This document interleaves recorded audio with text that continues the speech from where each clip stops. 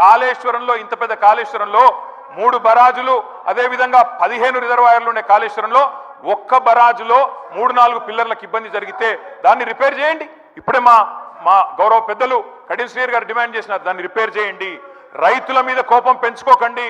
కేసీఆర్ గారి మీద కోపం ఉంటే రాజకీయంగా ప్రయోజనం కావాలనుకుంటే ప్రయత్నం చేయండి, కానీ ఆ ప్రాంత రైతాంగం పట్ల కక్ష కట్టవద్దు. నింపండి, మేడిగడ్డ నింపండి, కాళేశ్వరంలో పంపింగ్ స్టార్ట్ చేయండి.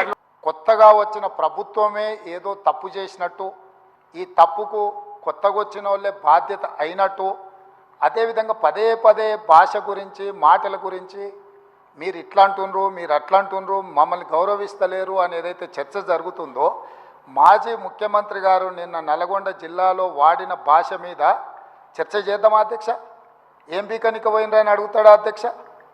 మాజీ ముఖ్యమంత్రిగా 10 ఏళ్ళు పనిచేసి, కేంద్ర మంత్రిగా పనిచేసి, రాష్ట్ర మంత్రిగా పనిచేసి, శాసనసభ్యుడిగా పనిచేసి, పార్లమెంటుగా పనిచేసి, గొప్పలు చెప్పుకొని జబ్బలు జరుచుకునే ఉద్యమకారుని అనేట ఆయన ప్రధాన ప్రతిపక్ష పార్టీ హోదాలో ఉండి ఒక రాష్ట్ర ముఖ్యమంత్రిని పట్టుకొని ఏం బీకనిక పోయినావు అని అడిగితే, రా ఇప్పటికే ప్రజల్ని ప్యాంట్ ఊడబిక్కురు, ఉన్న అంగి చొక్కా కూడా ఊడబిక్తాం.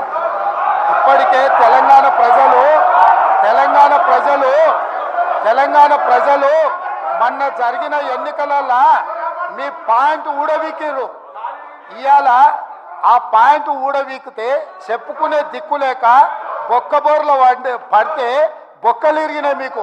అయినా మీ బుద్ధి మారలేదు. ఒక ముఖ్యమంత్రిని పట్టుకొని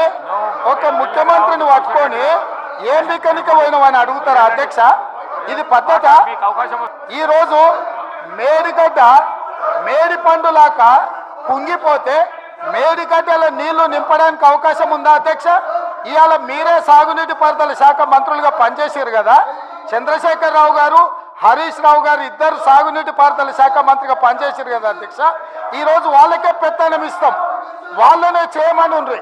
ఈరోజు ఏ రకంగా మేడిగడ్డలో నీళ్లు నింపుతారో, మేడిగడ్డ నుంచి నీళ్ళు ఎత్తి అన్నారంలో పోస్తారో, అన్నారంలో నుంచి సుందీలలో ఎట్లా పోస్తారో బాధ్యత వాళ్ళని తీసుకోమని ఉన్నారు అధ్యక్ష.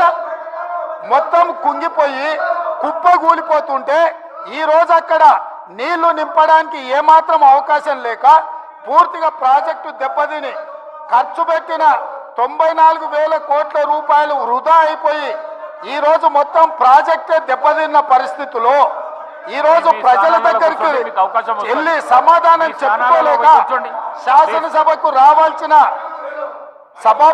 ఉపనాయకుడు ఇక్కడ సభలోకి రాకుండా పారిపోయి ఈరోజు చర్చ చేద్దామంటే రాకుండా ముఖ్యమంత్రి గారిని పట్టుకొని ఇట్లా మాట్లాడొచ్చా అధ్యక్ష?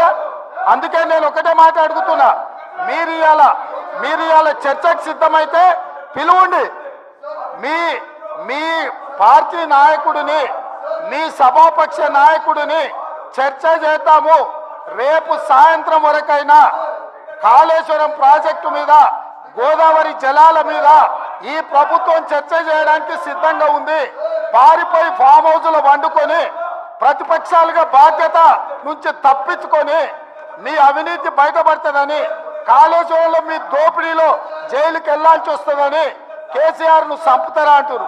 ఎవరికి అవసరం ఉంది అధ్యక్ష చంపాల్సిన అవసరం? సచిన పావును ఎవడైనా చంపుతారా అధ్యక్ష?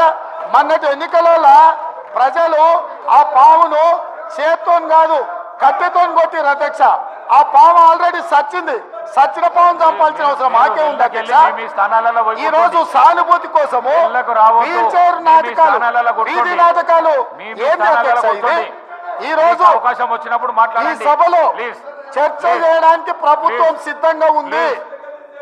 నిజాయితీ ఉంటే, మీరు అవినీతికి పాల్పడకపోతే, మీరు చెప్పినట్టు మేడిగడ్డలో 2-3 పిల్లర్లు కుంగిపోతే దాని మీద తీసుకోవాల్సిన నిర్ణయాల మీద మాజీ ముఖ్యమంత్రి గారు చంద్రశేఖరరావు గారిని సభలోకి రమ్మని ఉంది.